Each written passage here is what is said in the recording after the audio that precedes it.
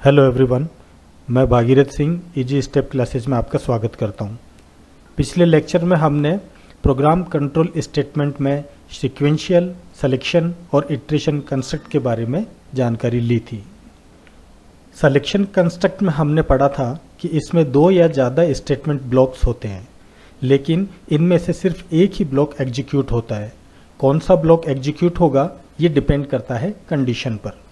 सी language में इस तरह के डिसीजन स्टेटमेंट लिखने के लिए हम if statement, conditional operator statement, switch statement और गो टू स्टेटमेंट को काम में लेते हैं। गो टू स्टेटमेंट को हम जंपिंग स्टेटमेंट भी कहते हैं।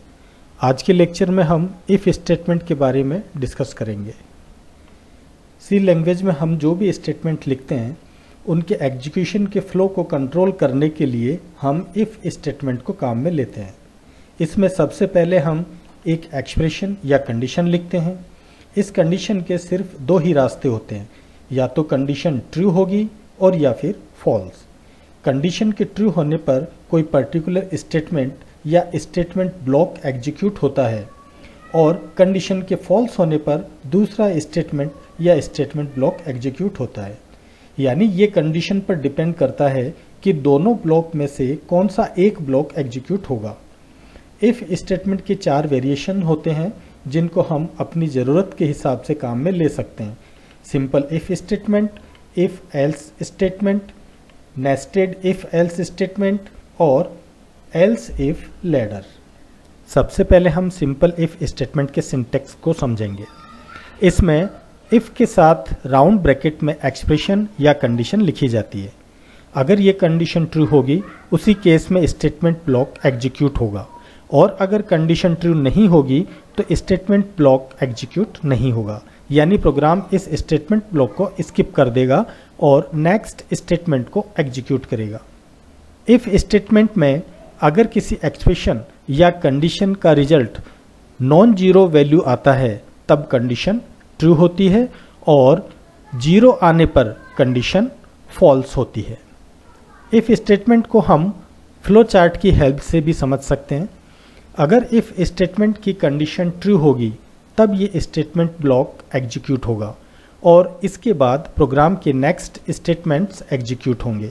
और अगर इफ स्टेटमेंट की कंडीशन ट्रू नहीं होगी तब ये स्टेटमेंट ब्लॉक एग्जीक्यूट नहीं होगा, लेकिन प्रोग्राम के बाकी स्टेटमेंट एग्जीक्यूट होंगे।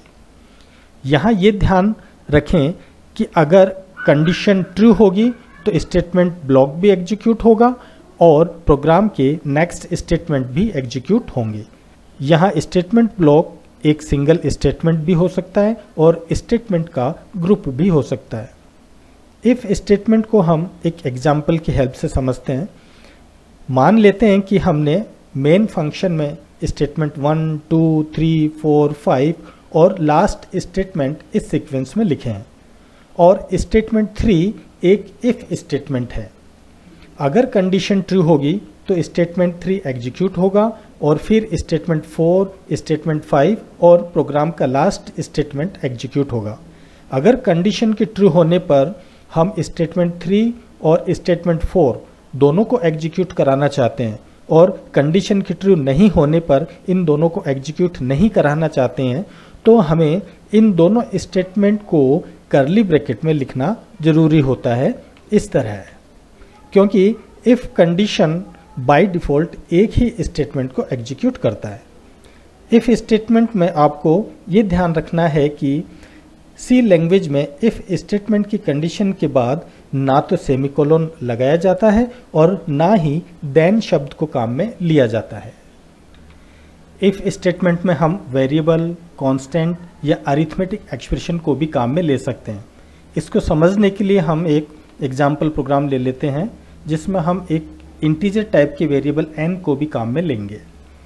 पहली कंडीशन के रूप में हमने इफ स्टेटमेंट में 0 लिखा है और जैसा कि मैंने अभी बताया था कि इफ कंडीशन में अगर वैल्यू 0 आती है तो कंडीशन फॉल्स होती है और अगर इफ कंडीशन में कोई नॉन जीरो वैल्यू आती है तब कंडीशन ट्रू होती है। इस इफ स्टेटमेंट में 0 होने से कंडीशन फॉल्स हो जाएगी, इसलिए ये प्रिंटफ फंक्शन एग्जीक्यूट नहीं होगा।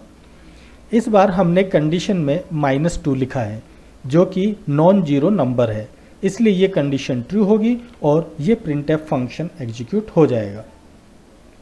नेक्स्ट एग्जाम्पल में हमने n इक्वल्स टू 10 लिखा है, इसलिए पहले ये एक्सप्रेशन सॉल्व होगी और n में 10 असाइन होगा, और क्योंकि 10 नॉन जीरो वैल्यू है इसलिए कंडीशन ट्रू हो जाएगी और ये स्टेटमेंट एग्जीक्यूट हो जाएगा। अगले एग्जाम्पल में हमने कंडीशन में एक अरिथमेटिक एक्सप्रेशन 5 + 6 डिवाइडेड बाई 3 लिखा है। बोर्डमास के रूल के अकॉर्डिंग पहले 6 डिवाइडेड बाई 3 कैलकुलेट होगा और इसके रिजल्ट यानी 2 को 5 में ऐड करने पर इस एक्सप्रेशन का रिजल्ट 7 आता है, जिसको कंडीशन में चेक किया जाएगा। 7 भी एक नॉन जीरो वैल्यू है, इसलिए ये कंडीशन भी ट्रू होगी और ये स्टेटमेंट भी एग्जीक्यूट होगा। अगर हम कंडीशन में कोई फ्लोट वैल्यू जैसे 2.34 भी लिख दें तो भी कंडीशन ट्रू होगी, क्योंकि 2.34 भी नॉन जीरो वैल्यू है। इन सब एग्जाम्पल से ये अर्थ निकलता है कि कंडीशन में वैल्यू चाहे इंटीजर हो या फ्लोट, पॉजिटिव हो या नेगेटिव, इनसे कोई फर्क नहीं पड़ता। कंडीशन में सिर्फ ये चेक किया जाता है कि नंबर जीरो है या नॉन जीरो। जीरो होने पर कंडीशन हमेशा फॉल्स और नॉन जीरो वैल्यू होने पर कंडीशन ट्रू होती है। अब सिंपल इफ स्टेटमेंट का एक एग्जाम्पल प्रोग्राम देख लेते हैं, जिसमें किसी एक आइटम की कॉस्ट 150 दी हुई है। अगर कोई 10 आइटम से ज़्यादा परचेज करता है तो उसे 10% का डिस्काउंट दिया जाता है। हमें डिस्काउंट सहित बिल का अमाउंट प्रिंट कराना है। इसके लिए हमने इंटीजर टाइप का एक वेरिएबल क्वांटिटी लिया, जिसमें आइटम की क्वांटिटी स्टोर करेंगे, और फ्लोट टाइप के 2 वेरिएबल अमाउंट, डिस्काउंट और एक वेरिएबल प्राइस, जिसको 150 से इनिशियलाइज किया है क्योंकि प्राइस दी हुई है। फिर यूजर को मैसेज दिया कि कितने आइटम परचेज करने हैं और यूजर द्वारा दी गई वैल्यू को वेरिएबल क्वांटिटी में स्टोर कर लिया। इसके बाद क्वांटिटी और प्राइस को मल्टीप्लाई करके अमाउंट कैलकुलेट कर लिया। अब हम इफ कंडीशन में चेक करेंगे कि क्या क्वांटिटी 10 से ज़्यादा है। अगर क्वांटिटी 10 से ज़्यादा नहीं है तो हम बिल के अमाउंट को प्रिंट करा देंगे, लेकिन अगर क्वांटिटी 10 से ज़्यादा होगी तो इफ कंडीशन ट्रू हो जाएगी और इस केस में हम 10% डिस्काउंट कैलकुलेट करके उसे अमाउंट में से लेस कर देंगे। हमें इफ कंडीशन ट्रू होने पर ये दोनों स्टेटमेंट एग्जीक्यूट कराने हैं, इसलिए इन दोनों स्टेटमेंट को कर्ली ब्रैकेट में लिखना जरूरी होता है। इसके बाद नेक्स्ट स्टेटमेंट यानी बिल का अमाउंट प्रिंट होगा और फिर हमारे प्रोग्राम का एग्जीक्यूशन कंप्लीट हो जाएगा। आशा करता हूँ कि आपको ये वीडियो लेक्चर पसंद आया होगा। इस वीडियो को देखने के लिए धन्यवाद।